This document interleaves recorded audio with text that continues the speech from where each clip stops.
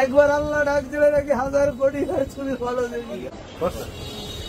প্রশ্ন হচ্ছে যে একটা মোবাইল চুরি যদি সে করেও থাকে, মোবাইল চুরির শাস্তি কি পিটিয়ে মারা হতে পারে কিনা। এবং কোনো কোনো জায়গাতে দেখলাম এই মানুষটা আসলে একটু মানসিক রোগী, ভারসাম্যহীন। সে ঢাকা বিশ্ববিদ্যালয় ক্যাম্পাসে অগোছালোভাবে ঘোরাফেরা করেন। বরগুনার পাথরঘাটা এলাকার একজন মানুষ।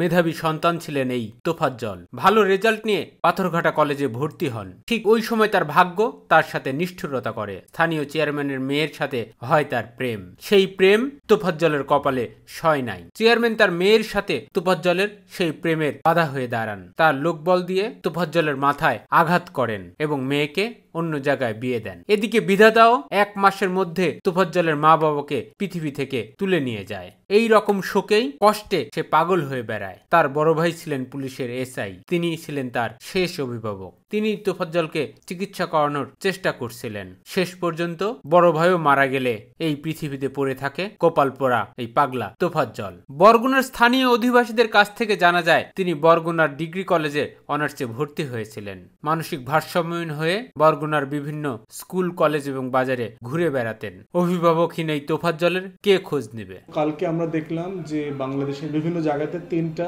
মব জাস্টিসের ঘটনা ঘটেছে। জাহাঙ্গীরনগর বিশ্ববিদ্যালয়ে ছাত্রলীগের সাবেক সাংগঠনিক সম্পাদককে ক্যাম্পাস অথবা তার চারপাশে কোনো এক জায়গাতে চা খেতে এসছে, ওখানে তাকে পিটিয়ে মেরে ফেলেছে। এবং বগুড়াতে দেখলাম গরুচোর সন্দেহে আরেকজনকে খুন করা হয়েছে। এগুলো কোন আইনে পড়ে? মানে এটা এই ধরনের বাংলাদেশ কি আমরা চাই?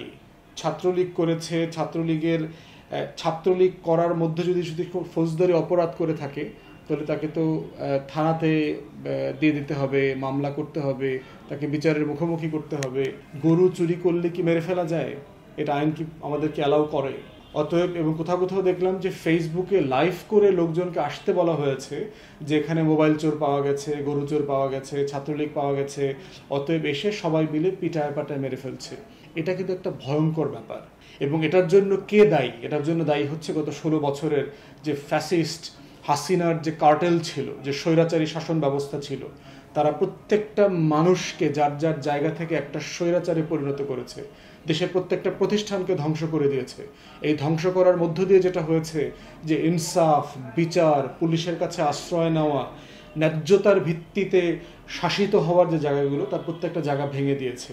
অতএব মানুষ মনে করে না যে কোনো প্রাতিষ্ঠানিক জায়গাতে আমরা বিচার পাবো, গরু চুরির বিচার পাবো অথবা মোবাইল চুরির বিচার পাবো অথবা ছাত্রলীগ করলে তাকে বিচারের মুখোমুখি করা যাবে। তাই মানুষ আইন হাতে তুলে নিচ্ছে। তা আমরা সরকারকে অনুরোধ করব যে আপনারা কিভাবে আস্থা ফেরায় নিয়ে আসা যায় আমাদের প্রতিষ্ঠানগুলোতে, সেগুলো নিয়ে আপনারা কাজ করবেন।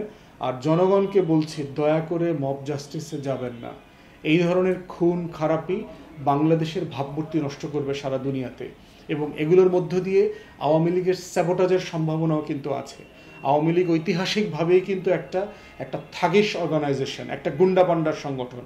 নিজেদের নেতাকর্মীদেরকে হত্যা করে সারা দুনিয়াতে সেটাকে দেখায় শোক কেনাবেচা করবার যে রাজনীতি, সেটা কিন্তু আওয়ামী লীগ ভালোভাবে করতে পারে।